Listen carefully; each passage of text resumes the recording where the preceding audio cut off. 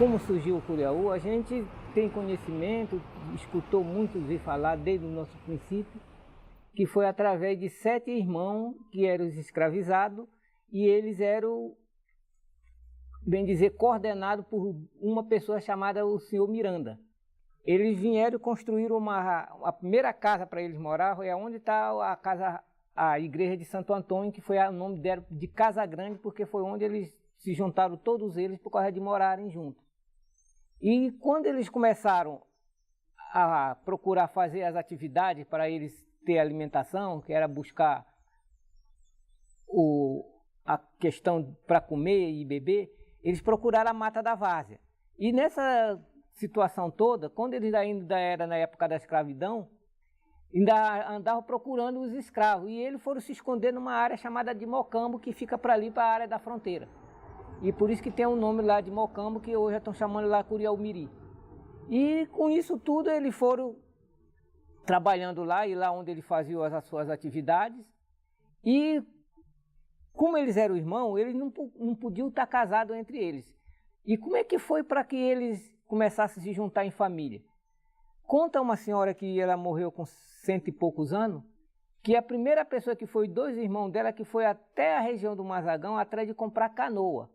E nessa leva, quando eles vieram de lá, eles vieram fugindo com 2 mulheres de lá. E quando chegou no amanhecer, segundo dizendo ela, que os irmãos dela disseram que a irmã dela tinha fugido, que o camarada que estava lá à busca de uma situação, e eles vieram atrás para recuperar a ida da irmã de volta. E chegou aqui, achou as outras que estavam solteiras, e se juntaram por aqui, e por aí já formaram essas outras famílias. Então é por isso que dentro dessa comunidade, ela tem 3 origens de família, por sobrenome. É Santo, o Silva e o Ramos. Então, a família de Silva é os originais dos escravos. Então, os outros já vão com a situação de vindo outras pessoas para se inserir dentro dessa comunidade junto com aquele pequeno grupo que estavam sobrevivendo. Não, a minha terra é muito boa. Isso aqui, Amapá para mim é tudo. Até tanto eu conheço todo o Brasil, eu conheço todo esse Brasil, mas o Amapá para mim é bom demais. Aqui eu aprendi tudo, aqui eu aprendi a história do batuque, o marabás, e isso a gente carrega no peito, carrega essa cruz, e daqui para frente é só sobrevivência. Para nós, quando se diz cultura, é um contexto no geral, porque não se podíamos separar a agricultura das manifestações culturais e o viver e principalmente o alimentar. Então tudo para nós era uma cultura. Agora, quando se trata da manifestação cultural, que é uma coisa forte, que é hoje o batuque, depois surgiu o marabaixo, isso já foi uma forma de ele fazer essa manifestação para que ele se divertisse. E aonde começou tudo isso foi nessa própria Casa Grande, onde eles terminaram de plantar uma roça, e quando eles foram à noite conversar em função do trabalho que tinha terminado, eles foram louvar esse trabalho e em cima disso começaram a fazer uma batucada. E para varar a noite, eles tinham ido caçar e tinham matado cutia, e o prato da noite, que foi a alimentação, foi a carne de cutia. Então, começou daí o batuque no Curiaú. Isso aqui é tambor de batuque. Esse segmento lá, o tambor de batuque não entra no marabás, porque é totalmente diferente o instrumento.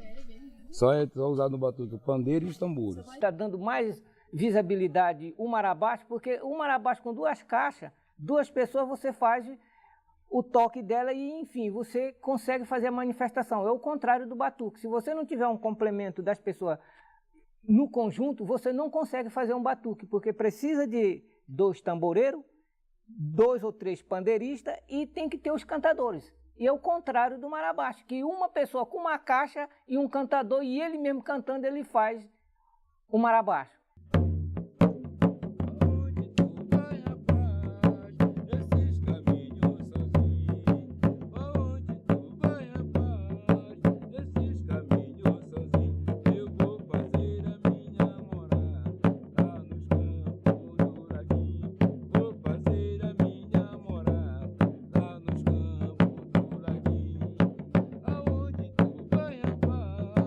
Desses caminhos sozinho.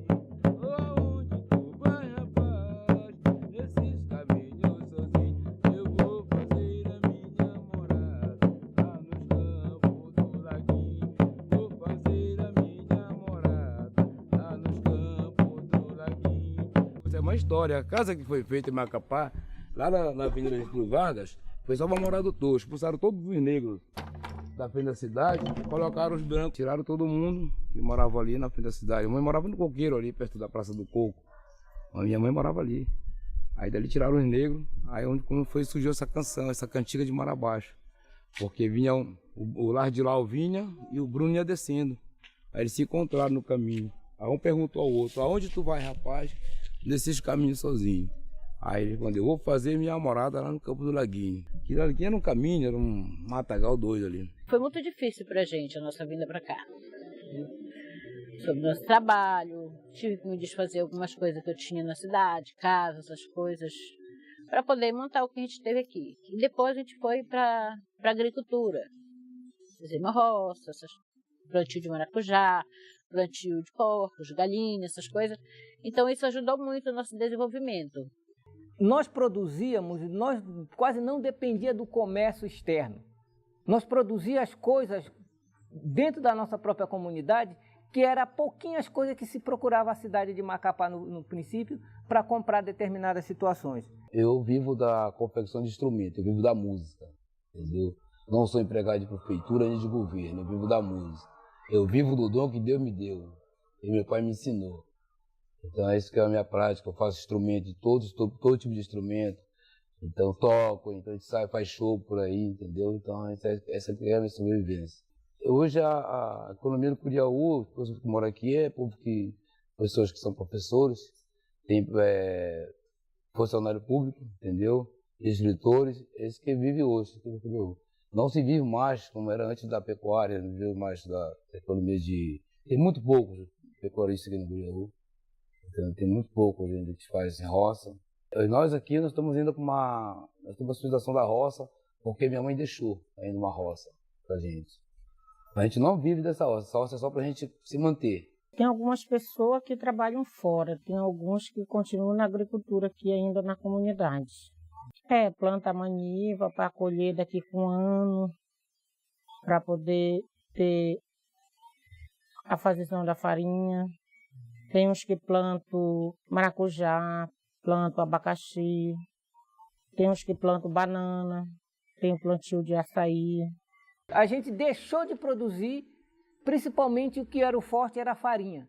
Que o Curiaú já foi um lugar tão maior produtor dessa região aqui, que vocês nem imaginam, que farinha, banana, milho, a gente produzia era em grande escala.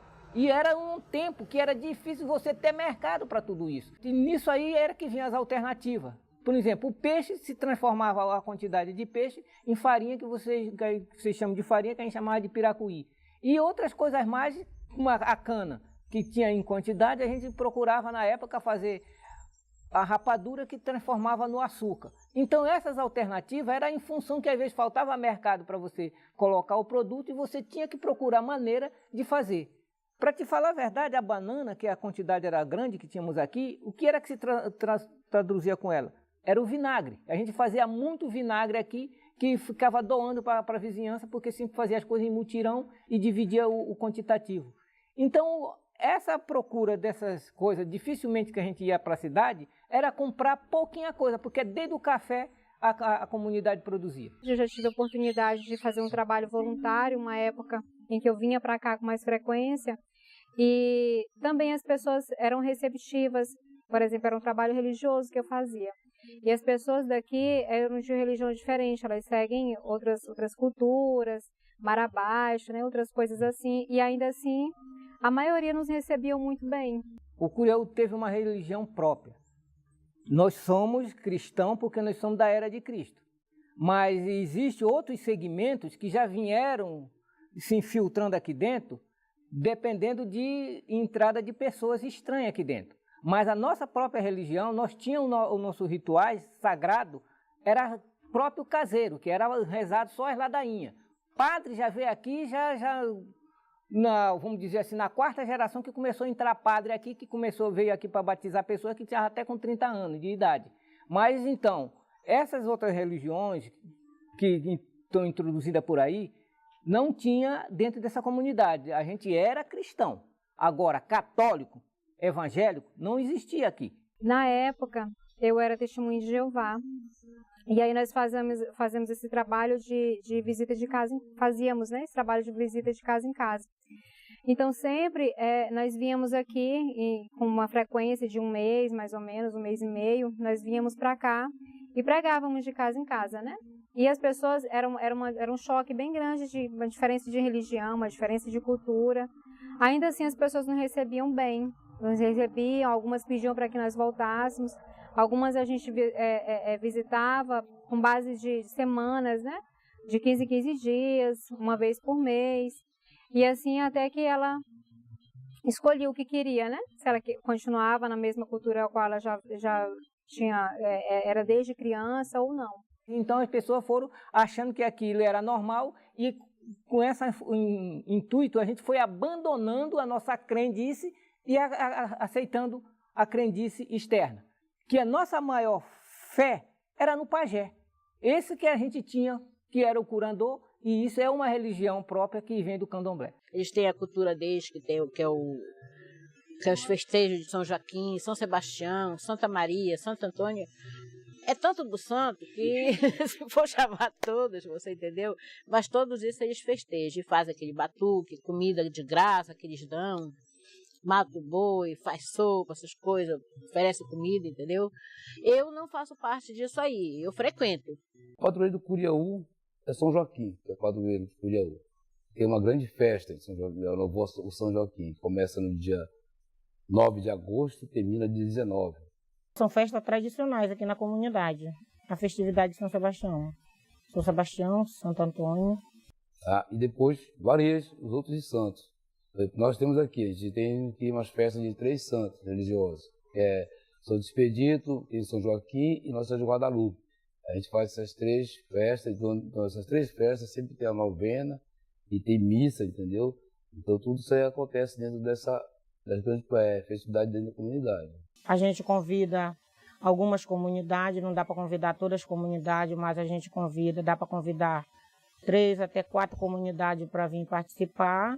Não, a gengibia é feita para a gente mesmo, da caseira, que é para sempre estar acompanhando os batuques e os marabás, a gengibia.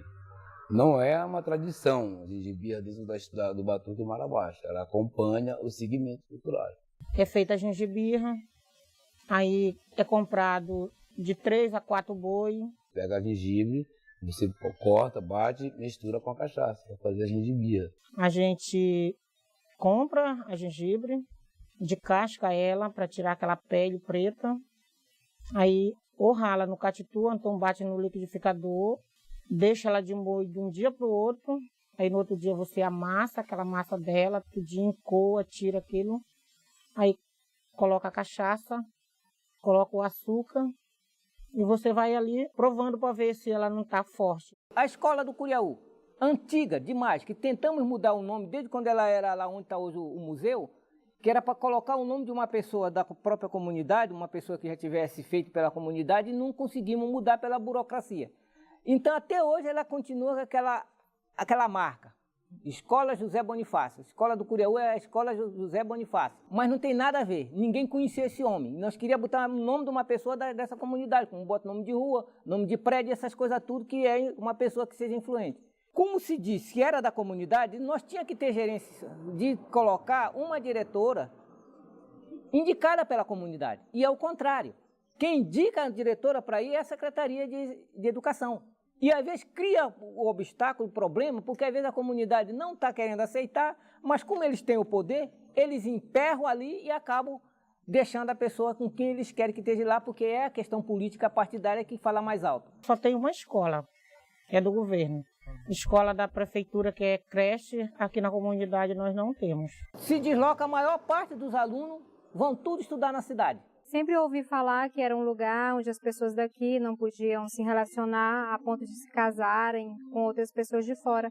E sempre eram fatos bem confusos, né? Histórias confusas. Tendo como origem, né, entre remanescente e descendente. No meu caso, eu sou remanescente, entendeu? Ou seja, eu não sou daqui, né? Mas moro já há muitos anos aqui. Sempre, às vezes, um casamento que vem para dentro da comunidade, já vem um que não é daquele casamento. Sempre já é um agregado. Ele vai se criando dentro da comunidade aqui como um filho bastardo de quem, ou do lado da mãe ou do lado do pai. Para todos os fins que vocês olhar, vocês vão dizer, ele é filho do Curiaú, cresceu aqui, mas de verdade ele não tem nem sangue, nem a origem do Curiaú, ele veio para morar aqui. E com o passar do tempo, eles vão amadurecendo e começam a criar família e depois eles preferem ficar aqui. Aí vem a bronca, nós damos terreno para ele fazer a sua morada, aí entramos no consenso e às vezes estamos liberando essas coisas por essa razão, que é a questão social. Mas no momento que ele faz a casa, ele tem por bem o que ele constrói, a terra ele não pode ter direito. E quando é que está acontecendo essa situação? No momento que acaba o casamento, aí vai a bronca da divisão de bens, divisão de moleque, e aí o que acontece? Sobra para quem? Sempre o pai é que tem que sair da casa e a mãe fica lá com os moleques, porque ela tem que dar cobertura às crianças, por ser menor. Aí ela vai ficando, aí arranja um outro marido e junta para dentro da casa.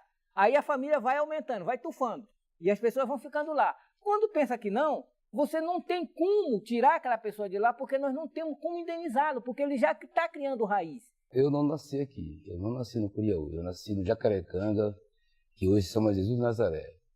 Eu vim para cá, meu retorno para cá, estou com 16 anos de volta ao Curiaú, porque a minha mãe, ela nasceu, criou-se aqui no Curiaú, casou e saiu daqui quando meu pai foi trabalhar na prefeitura. E desde tanto, a gente retornou ao Curiaú já depois da morte do meu pai.